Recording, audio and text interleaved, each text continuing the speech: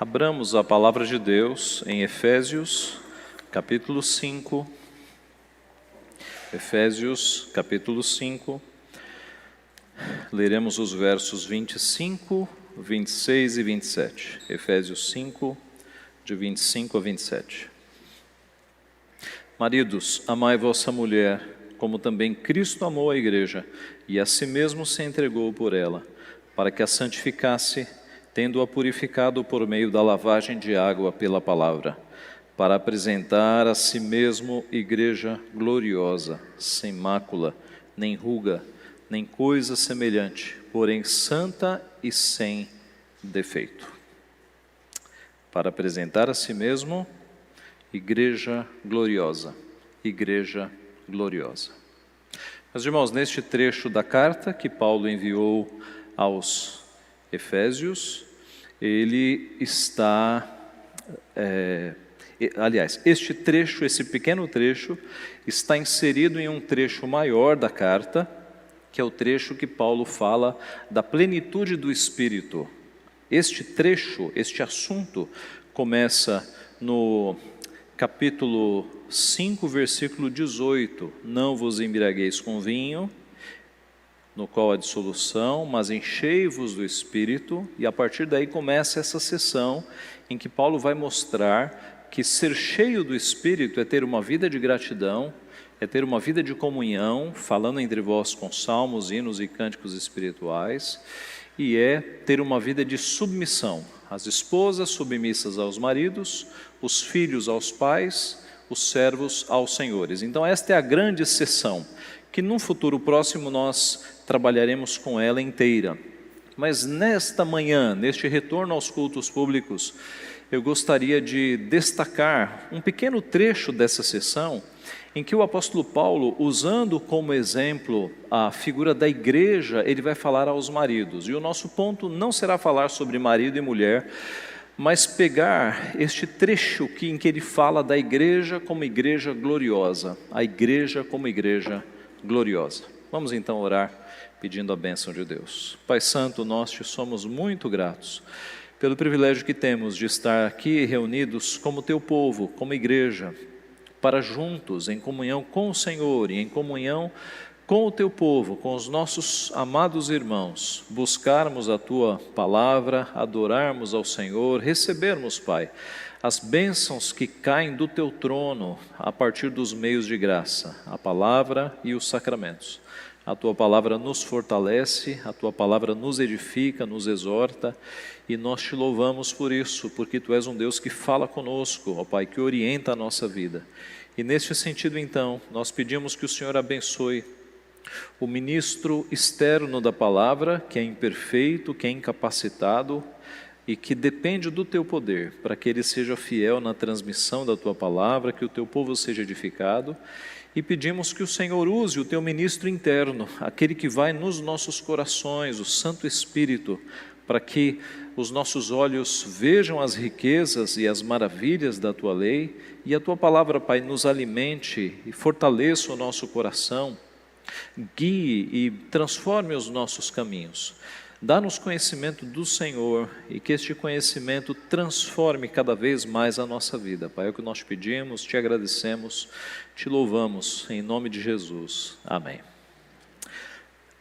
Meus irmãos, a Bíblia nos diz que a igreja do Senhor é uma igreja gloriosa, é uma igreja cheia de glória.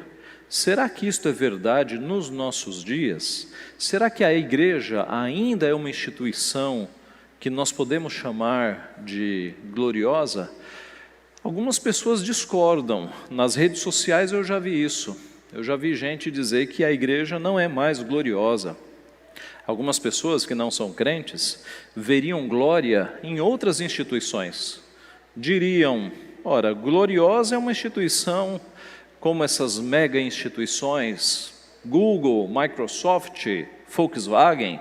Estas são gigantes e são gloriosas, mas a igreja está cheia de escândalos, está cheia de problemas.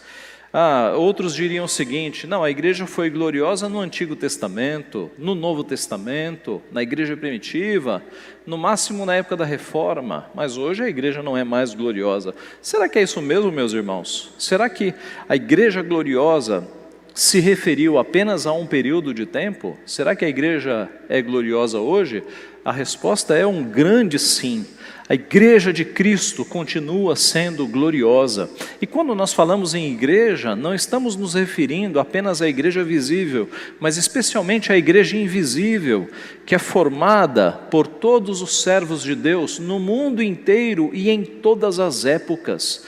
Nós aprendemos com a igreja de todas as épocas, e a igreja invisível do Senhor. Esta igreja continua sendo gloriosa, continua sendo preparada, purificada, adornada por Jesus Cristo para as bodas do Cordeiro. Mas veremos nesses 3 versículos pelo menos 3 razões pelas quais a igreja continua sendo gloriosa. E a primeira delas é porque ela é alvo do amor de Deus.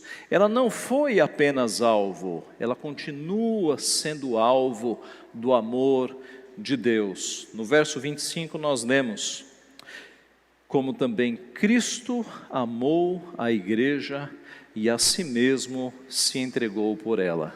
Cristo amou a igreja e a si mesmo se entregou por ela. Desta declaração, nós podemos extrair pelo menos 3 verdades importantes. A primeira é que está relacionada ao tempo. Quando é que Cristo amou a igreja? Quando é que Cristo amou a igreja?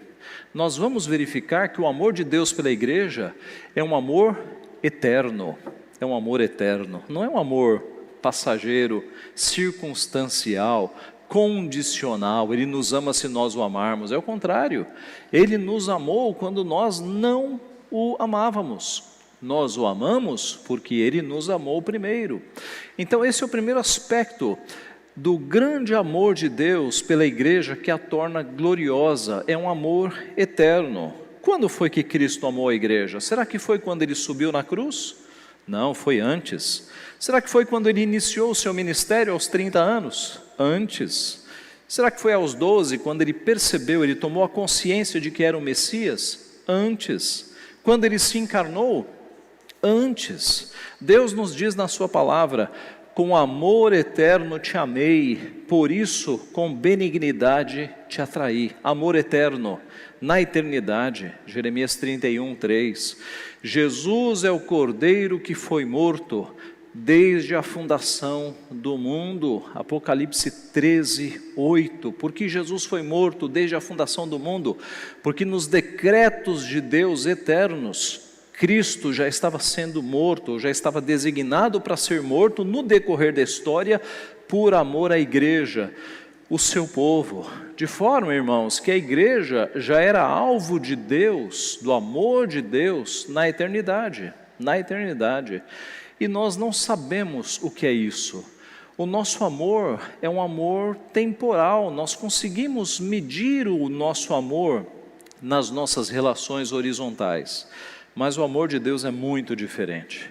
É impossível nós medirmos e mensurarmos um amor que vem da eternidade. Um amor que dura mais de 10 mil anos, 20 mil anos, 100 mil anos. Como mensurar um amor deste tamanho, meus irmãos? Na eternidade, Deus já nos conhecia e já nos amava. Amava o seu povo, amava os seus eleitos. O salmista, no Salmo 139, diz que os pensamentos de Deus, que profundos são os seus pensamentos, e como é grande a soma deles. Se os contasse, deixe-me ler aqui, literalmente. Verso 17: que preciosos para mim, ó Deus, são os teus pensamentos, e como é grande a soma deles. Se os contasse, excedem os grãos de areia. Contaria, sem jamais chegar ao fim. Os pensamentos de Deus. Nós estávamos nos pensamentos de Deus na eternidade, nos seus decretos. Na eternidade mais longínqua, Deus já nos viu como seu povo e já nos amou. Então, a igreja é gloriosa porque nós somos alvo do amor de Deus, um amor eterno.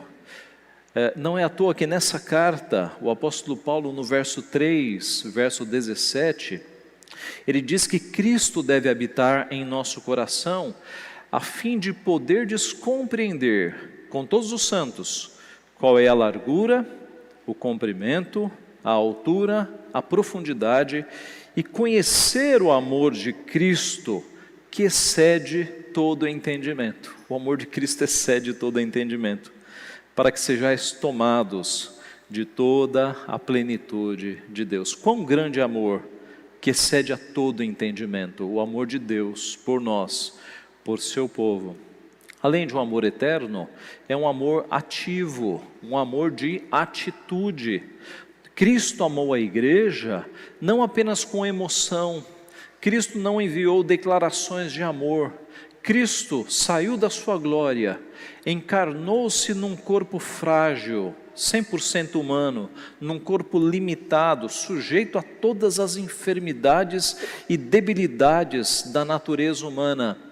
Viveu no mundo pecaminoso, foi perseguido, sofreu, subiu na cruz, recebeu dores lancinantes dos cravos nas suas mãos e nos seus pés, dos cravos na sua cabeça, do seu lado ferido. Morreu ali possivelmente asfixiado, porque a crucificação era terrível. Cristo, meus irmãos, teve um amor ativo, Ele amou no seu coração e amou morrendo por nós, no nosso lugar, para nos salvar. Quão grande amor, um amor ativo. João, na sua epístola, verso 4, 9, diz que nisto se manifestou o amor de Deus em nós, em haver Deus enviado o seu Filho unigênito ao mundo, para vivermos por meio dele. Paulo, nesta carta, capítulo 2, verso 4 e 5, diz: mas Deus, sendo rico em misericórdia, por causa do grande amor com que nos amou, e estando nós mortos em nossos delitos, nos deu vida com Cristo, pela graça sois salvos. Um amor eterno, um amor ativo e um amor sacrificial. Cristo amou a igreja e a si mesmo se entregou por ela. Foi sacrificial ao Pai, porque Ele o viu enfermar. Ele viu o seu Filho, o seu unigênito, o seu único gerado, ser punido, mesmo não tendo culpa, ser punido e ser castigado na cruz do Calvário, mesmo sendo santo. Foi sacrificial ao Pai. E é por isso que Deus nos transmite essa ideia de amor filial, e nós sofremos tanto quando nossos filhos sofrem. Deus sofreu, Deus sabe o que é isso. Quando pais perdem um filho, eles podem buscar consolo em Deus, porque Deus sabe o que é perder um filho. Mas pastor, Jesus ressuscitou, teu filho também ressuscitará, também. Então, nós podemos buscar consolo em Deus, porque Deus sabe o que é perder um filho, Ele passou por este sentimento. Deus amou ao mundo de tal maneira que deu o seu Filho unigênito, para que todo aquele que nele crê não pereça, mas tenha a vida eterna. Jesus sofreu sacrificialmente no nosso lugar. João capítulo 10, 18 nos diz: por isso o Pai me ama, porque eu dou a minha vida para a reassumir. Ninguém a tira de mim, pelo contrário, eu espontaneamente a dou. Cristo não foi obrigado para a cruz, Ele nos amou espontaneamente, Ele foi à cruz para morrer por mim, por você e por todo o seu povo, os escolhidos do Senhor. João 15, 13 nos diz: ninguém tem maior amor do que este, de dar a alguém a própria vida em favor dos seus amigos. Ninguém tem maior amor do que este, meus irmãos, de dar a própria vida. Foi isso que Cristo fez por nós. Não bastasse Cristo ter vindo à terra e assumir toda a sua humilhação, Ele passou pelo pior tipo de morte que alguém poderia passar.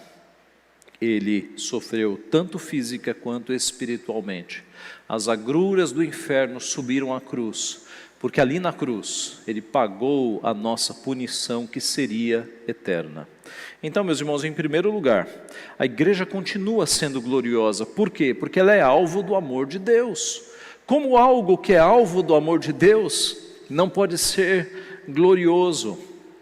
O amor eterno, um amor ativo, um amor sacrificial. Eu pergunto, você conhece alguma instituição nesta terra, alguma mega empresa multinacional que tenha sido alvo do amor eterno de Deus na eternidade?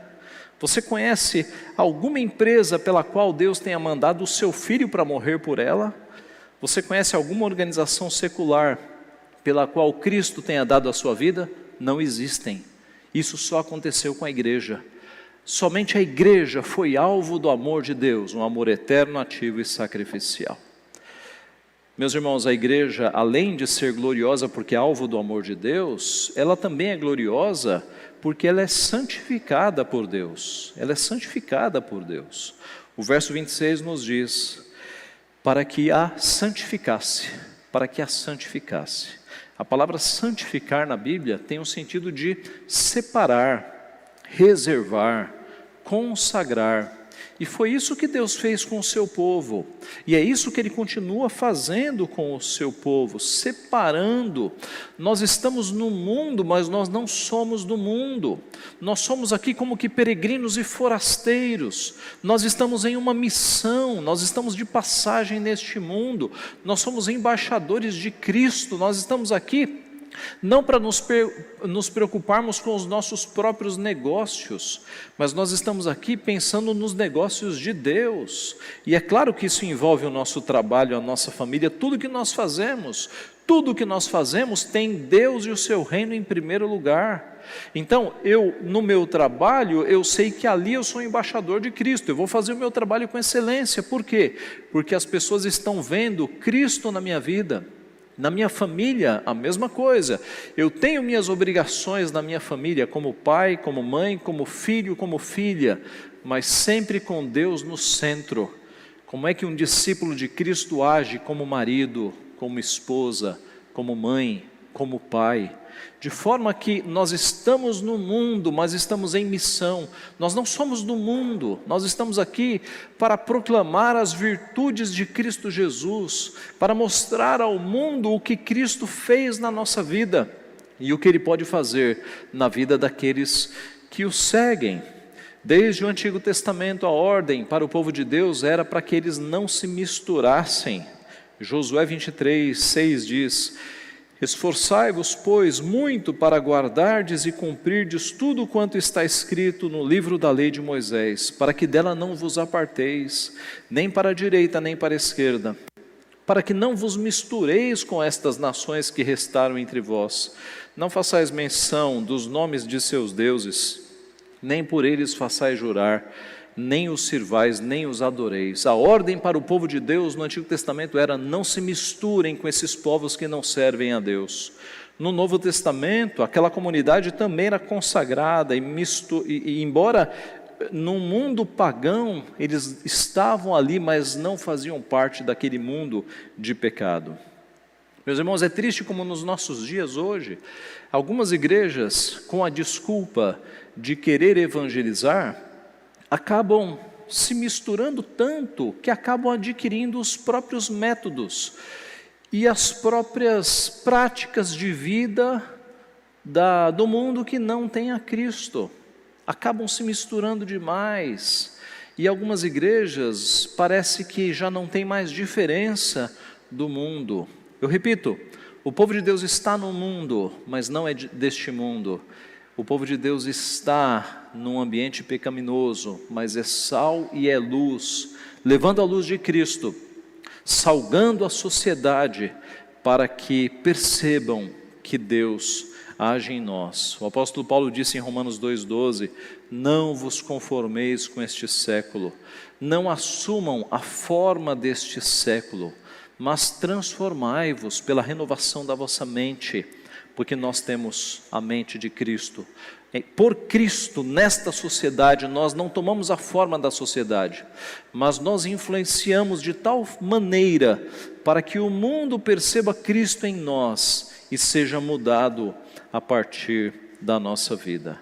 Assim, meus irmãos, é que Pedro, na sua epístola, diz: vós, porém, sois raça eleita, sacerdócio real, nação santa, povo de propriedade exclusiva de Deus, a fim de proclamardes as virtudes daquele que vos chamou das trevas para a sua maravilhosa luz. Então, nós estamos neste mundo para proclamarmos as virtudes daquele que nos trouxe das trevas para a sua maravilhosa luz.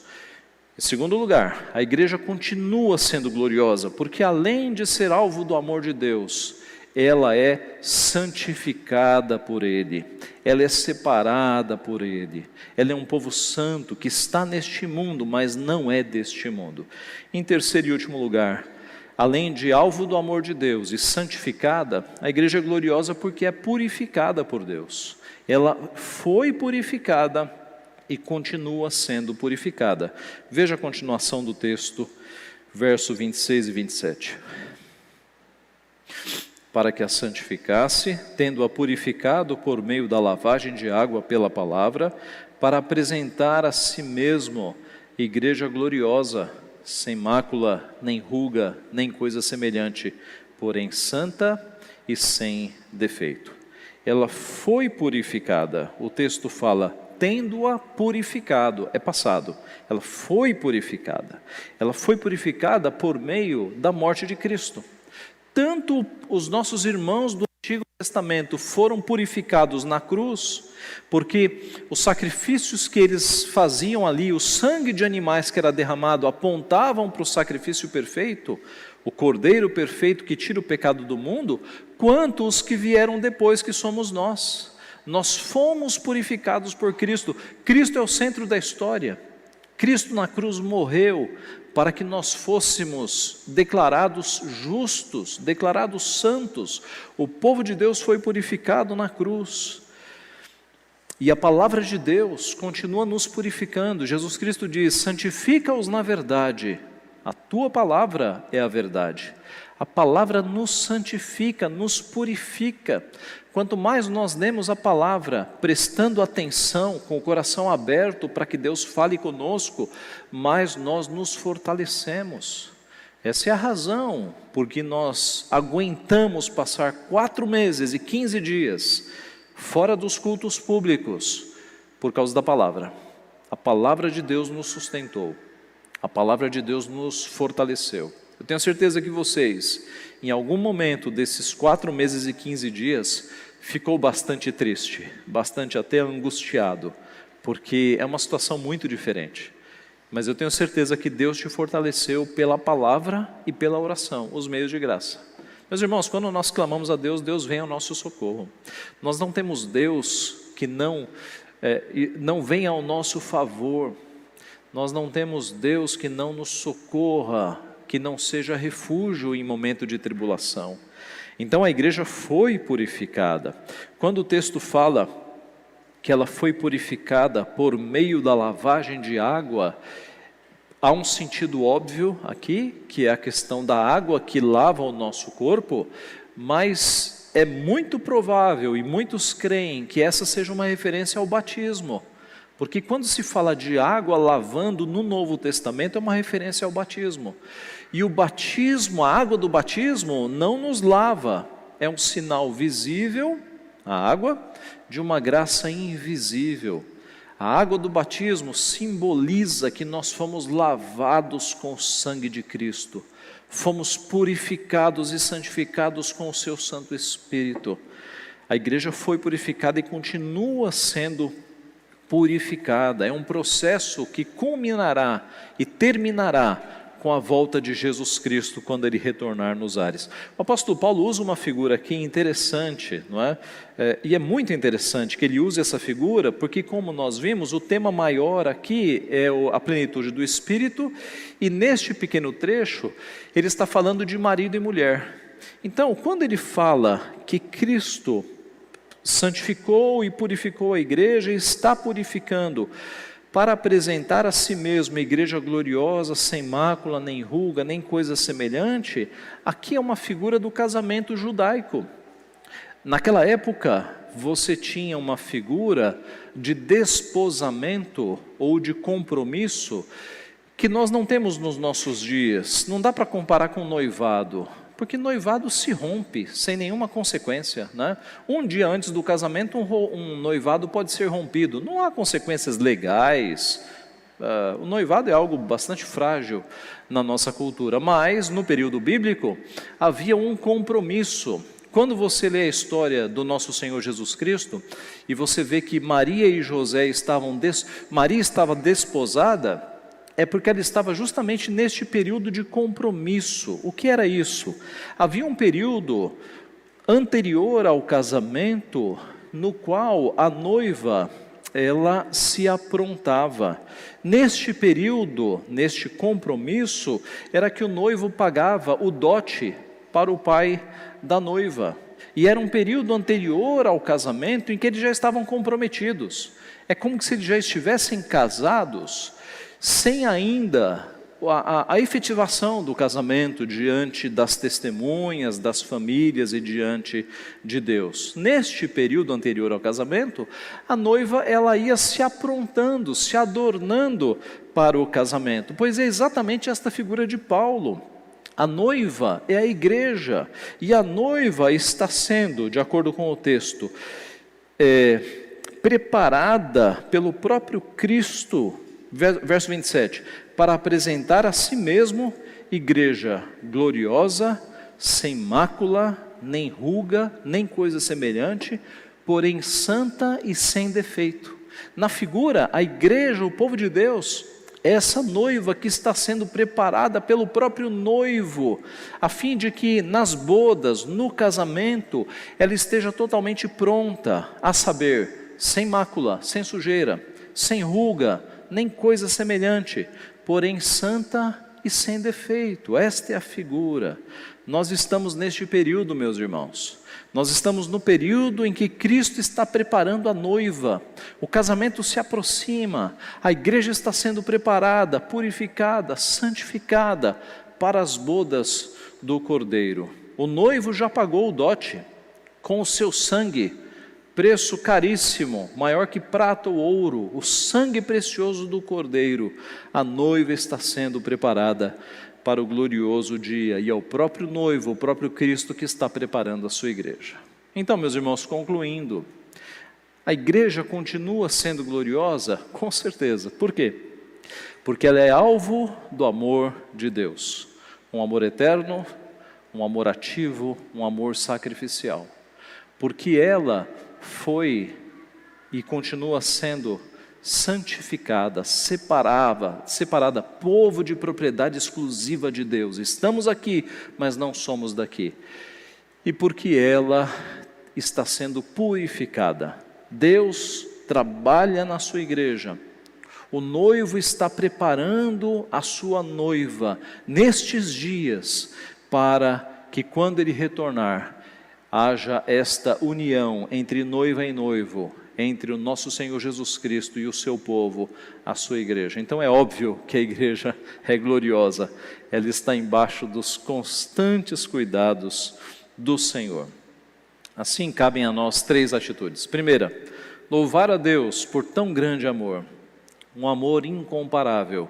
Não há paralelos na nossa história, ao nosso redor, de um amor tão grande, meus irmãos, um amor eterno que nunca mereceremos. Louvemos a Deus por isso, lembremos-nos do amor eterno de Deus sobre o seu povo. Segundo, nos empenhemos no processo de santificação, para que como igreja separada do mundo, nós estejamos cada vez mais refletindo a luz de Cristo, cada vez mais influenciando as pessoas ao nosso redor, para que as pessoas olhem para nós e vejam o nosso Senhor, vejam Jesus Cristo. O processo de santificação em nós faz com que nós nos pareçamos com Cristo no nosso trabalho, na nossa escola, entre os nossos amigos. Essa é a segunda atitude, nos empenhemos no processo de santificação. E por fim, terceiro, aguardemos com ansiedade o retorno do nosso Senhor Jesus Cristo. Aguardemos com ansiedade o dia em que nós, se estivermos vivos, olharemos para o céu, o mundo parará. As televisões, a internet, tudo vai parar, tudo vai noticiar isso. Jesus Cristo vindo nos ares, com os seus anjos, com a multidão dos eleitos. Ansiemos este dia. Talvez a nossa geração veja Cristo voltando, talvez não, talvez sejam os nossos filhos, os nossos netos, mas o fato é que Cristo está voltando, meus irmãos. A cada dia se aproxima mais, os sinais descritos, as pestes, as epidemias, nós estamos vendo, os sinais estão se cumprindo. Ansiemos por este dia, nós somos forasteiros, esta não é a nossa pátria final, a nossa pátria final é a pátria celestial, na companhia de todos os nossos queridos que já foram, e na companhia do nosso Redentor, o nosso Senhor Jesus Cristo. Ansiemos por este dia, Ele se aproxima. Que Deus nos abençoe. Maranata, vem Senhor Jesus. Amém.